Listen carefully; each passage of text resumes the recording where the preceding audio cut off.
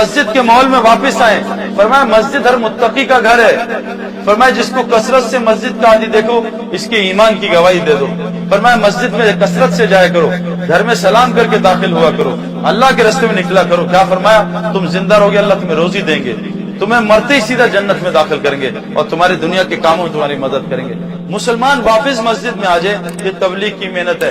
ہر صحابی دن کا 8 گھنٹے مسجد اور رات کا 4 گھنٹے مسجد. یہ جو آپ مکہ مدینہ جاتے ہیں نا, آدھی رات کو اذان ہوتی ہے, یہ تہجد کی اذان نہیں ہے, وہ اذان ہے جو عشاء کے بعد کے صحابہ 3-4 گھنٹے مسجد گزارتے تھے. اذان ہوتی تھی, یہ صحابہ گھر میں جا کے آرام کرو اور گھر کے صحابہ مسجد آ جاؤ تاکہ مسجد 24 گھنٹے اعمال سے آباد ہو جائے. تو قرآن کی آیت ہے سورہ توبہ کی کہ مسجد کو آباد صرف ایمان والے کریں گے. مسجد کو بنائیں گے کون؟ ابو جہل ابو لہب نے بھی مسجد بنائی, جنت میں نہیں گئے. ہم انگلینڈ میں ایک مسجد میں گئے, اس یونیورسٹی کی مسجد مشرکین نے بنائی ہے, وہ جنت میں نہیں جائیں گے. اللہ قرآن میں کہہ رہے ہیں مشرک کبھی مسجد کو آباد نہیں کرے گا, مسجد کو آباد کریں گے جن کا اللہ اور آخرت پہ ایمان بالکل پکا ہے. آج کتنے مسلمان مسجد کو آباد کر رہے ہیں بھائی بتا دیں؟ 99% کے پاس ٹائم نہیں ہے کہ میں اللہ کا گھر آباد کروں. زمین میں اللہ کا گھر مسجد, شیاطین سب شیاطین کے گھر بنے اور اللہ کا گھر خالی ہے. ہمارے ملک میں مسجد خالی ہے, پاگل خانے, ہسپتال اور جیل اللہ نے بھر دی. 2000 کی جیل 6000 قیدی, 500 کا پاگل خانہ 5000 پاگل, 200 کا ہاسپٹل 2000 مریض, مسجد 10,000 کی 2 نمازی مسجد. میرے پیاروں بددعا دیتی ہے مسجد, یا اللہ اس نے مجھے آباد نہیں کیا, اس کی زندگی برباد کی. مسجد مسلمان کے لیے ایسی جیسے مچھلی کے لیے پانی, ساری ضروریات پانی کی, مچھلی کی پانی میں. اللہ کی قسم مسلمان کی ساری ضروریات کا تعلق اعمال مسجد سے ہے جو حضرت محمد صلی اللہ علیہ وسلم نے مسجد نبی میں شروع کیے. اعمال مسجد کے اعمال, تعلیم کے حلقے, ذکر کے حلقے, ایمان کے حلقے, خدمت کے حلقے. آج مسلمان اس محنت کو بھول گئے. فرمائے جو جس جہاں عذاب آئے گا اللہ مسجد کو آباد کرنے کی جماعت سے عذاب کو ہٹا دے. 300 آدمی, 300 جماعتیں باغ کے زلزلے میں اللہ نے بچایا. ان کو رات کو ایک کو خواب آیا کہ سب کو کہا گھر مسجد سے باہر سو. اللہ نے 300 آدمی کو ایک آدمی کا خواب سے بچایا. 300 جماعتیں. مسجد کو آباد کرنے کی جماعت کو اللہ کبھی عذاب نہیں بھیجیں گے, ان کو عذاب سے بچائیں گے. میں خود زلزلے میں شامل تھا 2006, میں بھی چترال کے زلزلے میں شامل تھا. ان آنکھوں سے دیکھا ہے کہ اللہ نے مسجد کو آباد کرنے جماعتوں کی کیسی حفاظت کی ہے, ان کے گھروں کی کیسی حفاظت کی ہے. میں باغ میں گیا بھائی جنید, اور میں 4 کچے گھر جن کو میں اور جنید دھکا دے دیں گر جائیں, پورا باغ زمین میں تھا, 4 کچے گھر بنے کھڑے ہوئے تھے.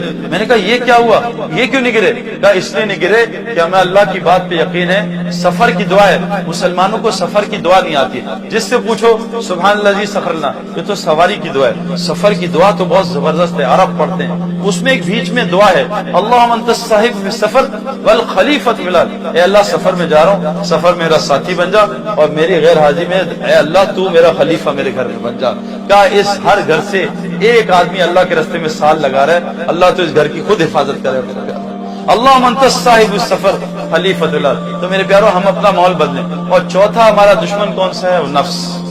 دنیا دال سے دنیا کی محبت, شیطان کی دوستی, دعوت چھٹی, میم سے مسجد کا ماحول چھوٹا اور نفس کی عبادت میں آ گئے. اللہ قرآن میں کیا کہتے ہیں؟ اس کو نہیں جانتے جس نے اپنے نفس کو رب بنا لیا. افرأیت من اتخذ الہ ہوا, اس شخص کو نہیں جانتے جس نے اپنے نفس کو رب بنا لیا. میرے پیارو آخری بات بتا رہا ہوں, نفس 5 چیزوں سے بنتا ہے اور روح 5 چیزوں سے بگڑتی ہے.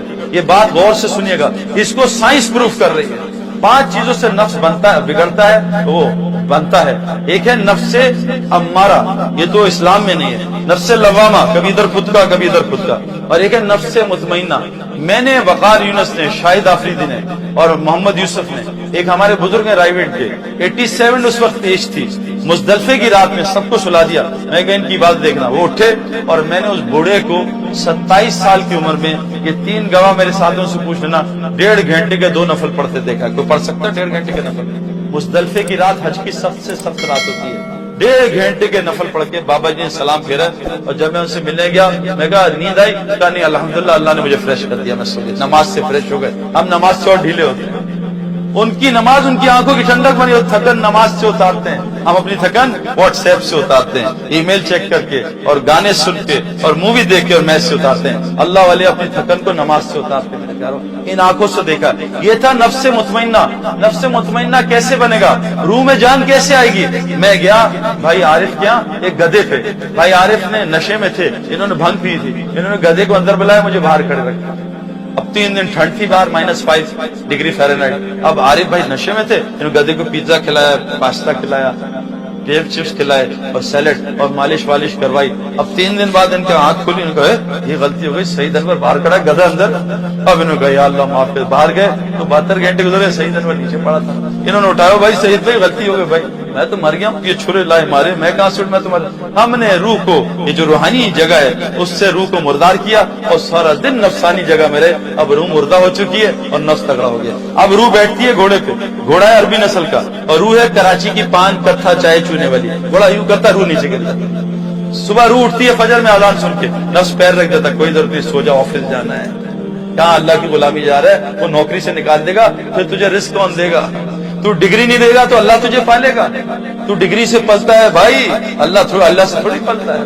نفس روح کہہ رہی ہے لڑکی جا رہی ہے کسی کی بیٹی ہے، نفس کا درد دیکھ اس کو کچھ نہیں ہوتا. اب وہ جناب کیوں؟ تو روح کو کھانا ہی نہیں دے رہا، بھوکا مارا ہے بیچارہ. اب روح کو اٹھا رہا ہے، کیسے اٹھے؟ روح کو روحانی اسپتال میں داخل کرنا پڑے گا. نفس 5 چیزوں سے بگڑتا ہے. نفس 5، ایک کھانا کھانے سے. حضور صلی اللہ علیہ وسلم نے فرمایا سب سے گندا برتن جو انسان بھرتا ہے وہ ہے پیٹ کا برتن. اور آج بتاؤ یہ برتن ہم کن کی؟ پکوڑے اندر، سموسے اندر، جلیبی اندر، گلاب جامن اندر، لڈو اندر، اور باتھ روم بیچارہ پاگل ہوا ہے وہ کہ پتہ نہیں اندر کیا گھسا. ایک کھانے کے لیے، یہ پیٹ ایک کھانے کے لیے بنا ہے. ایک زمانے میں ہوتا تھا ایک باتھ روم گھر کے باہر، اب اٹیچ باتھ روم ہر کمرے میں. اور حج عمرے پہ جائیں اٹیچ باتھ روم ہے، اٹیچ باتھ روم، 100 آدمی اٹیک کرے. یہ کھانوں. ورنہ میرے پیارو صحابہ کو 3 دن میں ایک دفعہ باتھ روم جانے کی ضرورت نہیں پڑتی تھی. حضور صلی اللہ علیہ وسلم نے 5 دفعہ کھانا کھایا، 3 دفعہ. کون بتائے گا بچہ؟ آپ نے 3 دفعہ کھایا، 5 دفعہ دن میں.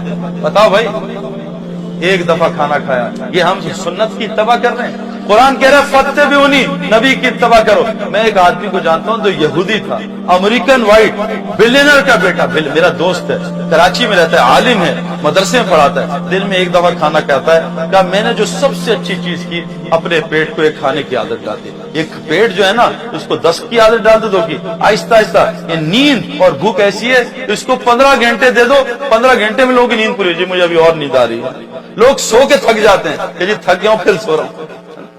نیند اور بھوک ہم نے آہستہ آہستہ ریسٹورینٹ میں. پہلے مسلمان گھر میں کھاتے تھے، گند باہر نکالتے تھے. اب باہر کھاتے ہیں، سارا گند گھر میں آ کے نکالتے ہیں. سارا کچھ الٹا ہو گیا. میرے پیاروں کھانے کو سادہ کریں. اس لیے کہا روزہ کیوں دیا؟ تاکہ اندر تمہارے تقویٰ آ جائے. روزے سے تقویٰ آتا ہے، ہم کھانے سے تقویٰ لانا چاہتے ہیں. صحابہ نے قرآن بھوک میں سیکھا، ہم ڈکار مار کے سینہ سیکھنا چاہ رہے ہیں. صحابہ فاقوں میں گر جاتے تھے، ہم بھرے پیٹ میں تراویح میں گرتے، چکر آ رہے. سارا کچھ الٹا. بدترین جو برتن انسان بھرتا ہے وہ پیٹ کا. میرے پیاروں گزارش کر رہا ہوں اس کھانے کو سادہ کرنا. وہ کھانے چوہے نہیں کھاتے جو مسلمان آج کھاتے ہیں. اور دوسری نفس کی غذا کیا ہے؟ کپڑا اچھا ہو. کپڑا یار ذرا کپڑے، شادی میں جا رہا ہوں نا، لوگ دیکھ کے کیا کہیں گے. حدیث میں آتا ہے جو دکھاوے کا کپڑا پہنے گا اللہ اس کو ذلت کا لباس پہنا کے آگ جلا کے جہنم میں ڈال دے گا. عورتیں کہتی ہیں ایک دفعہ کپڑا پہن لیا، وہ بہن دیکھی کہے گی وہی کپڑا. نہیں، نیا کپڑا بناؤ. کپڑے میں لگے کپڑا. کپڑے سے، میں پنجاب سے ہوں نا، پنجاب میں کلف لگاتے. کلف کے کپڑوں سے علماء فرماتے اکڑ آتی ہے، اور بغیر استری کے کپڑوں سے تواضع آتی ہے. فیشن باٹم سے شروع ہوتے ہیں، لمبے پہنچے، چھوٹے پہنچے.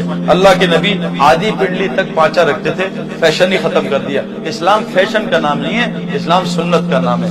دوسری چیز میرے پیاروں کیا ہے؟ ہم اپنے کپڑوں کو سادہ کریں. تیسری چیز کیا ہے؟ اپنے مکان کو سادہ کریں. ایک بہت پتے کی بات بتا رہا ہوں. اللہ کے نبی نے کہا بدترین مال ہے جو تعمیر پہ خرچ ہوتا ہے. کسی بھی تعمیر پہ بدترین مال ہے. آج ہمارا مال کتنی تعمیروں پہ خرچ ہو رہا ہے. بدترین مال ہے جو کسی تعمیر پہ. ایک صحابی نے اپنی چھت اونچی کی، اللہ کے نبی نے سلام کرنے سے منع کر دیا، سارا گھر جا کے گرا دیا. بدترین مال ہے جو تعمیر پہ.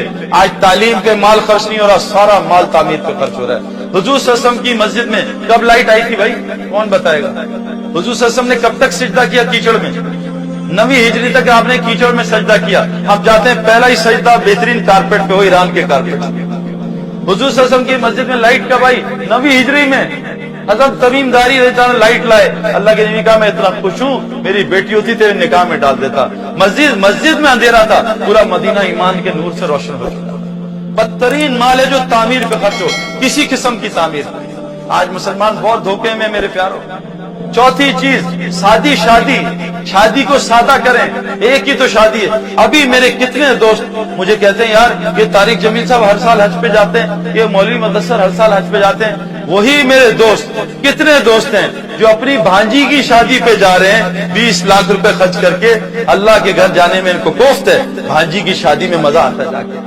और आपको पता है शादी क्या है? हुजूर सल्लल्लाहु अलैहि वसल्लम के रिश्तेदार अब्दुर्रहमान बिन औफ, आप सुबह मस्जिद में आए लाल रंग का, अब्दुर्रहमान ये क्या है? या रसूलल्लाह रात को मैंने शादी कर ली। तो अब्दुर्रहमान तुझे मुबारक हो, 10 घर छोड़ के हैं, बुलाया नहीं, अल्लाह के नबी नाराज हुए। एक साहबी हज़रत सलमान, अबू दरदा, ये लड़की बड़ी अच्छी खानदान की है, सुना बहुत खूबसूरत है, भाई मेरी जरा इससे बात करा रिश्ते की। कभी जाता हूँ माँ बाप को सुना है सलमान ऐसा सलमान ऐसा सुना। जब माँ बाप ने उनका बात सुन, सलमान को छोड़, तूने शादी करनी तेरी कर लेते हैं। अच्छा लड़की दिखा देगी तो फौरन कर दो। और पूरा निकाह खुद ही पढ़ा दिया। अब बाहर गए ऐसे डरे डरे, तो कहा क्या हुआ, निकाह कहाँ हो गया? कहा भाई माफ करना, तेरे से नहीं मुझसे हो गया। अच्छा स्टोरी बताई। कहा मुबारक हो, ये तेरे नसीब की थी, मेरी नहीं थी, अल्लाह तुझे माफ कर।